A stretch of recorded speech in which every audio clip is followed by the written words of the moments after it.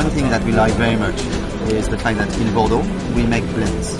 And very often when I do some presentation in America, I often say those wines, we talk about white, red, and rosé. They are blends, of course, because we're French people. We make things complicated. The white again. Okay. You have a blend of Sauvignon, Semillon, and Muscadet. But mostly Sauvignon to have a really nice, crisp, and fresh one. And because of that, it goes very well with oysters, with fish. But also you've got some Semillon, which is going to bring a lot of body into the wine. Right. To finish with a bit of Muscadet. And because of that, it goes also very well with white meats and with that with spice. I think it's so interesting about the history of your company is that in its day it was such a maverick. I mean, it was the maverick of Bordeaux. Exactly. You know, bottling at. Bottling at. I mean, the Baron Philippe was the maverick, the champion of Medoc. When he arrived in Mouton, he was age 20. It was back in 1922. He didn't know. He was nothing like a wine guru. He didn't know anything about wine. He was a playboy. He was the son of a banker.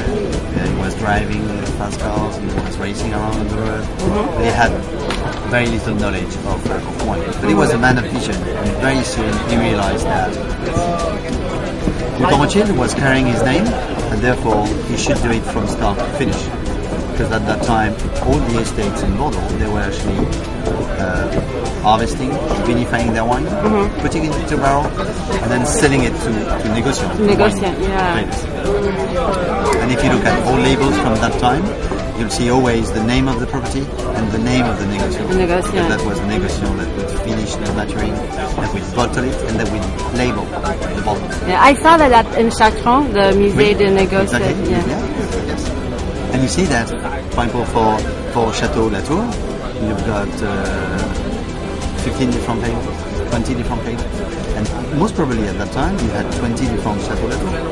Because each negociant was making his own maturing, his own bottling, and his own labeling. Yeah, so in essence, you wouldn't have 20 different winemakers, but you'd have 20 different wine.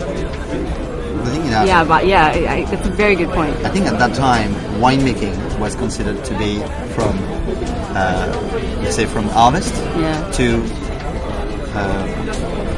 putting the wine into barrels. But the barrel maturing, which is a very important stage, obviously, was actually just delegated to the negociant and bottling as well. So the issue was an issue of quality, because at that time, what can tell you that this bottle of wine of that specific estate is only 100% of that specific estate? You never know. So the Baron Philippe said, I want to ensure quality for my consumer. Okay, yeah. So I want to do it myself, and I want to do it from start to finish. It's a bit like the great, famous chef. If you were to go to Thomas Keller, to the French Laundry, and he will bring you the raw ingredients and tell you, okay, you do the recipe yourself.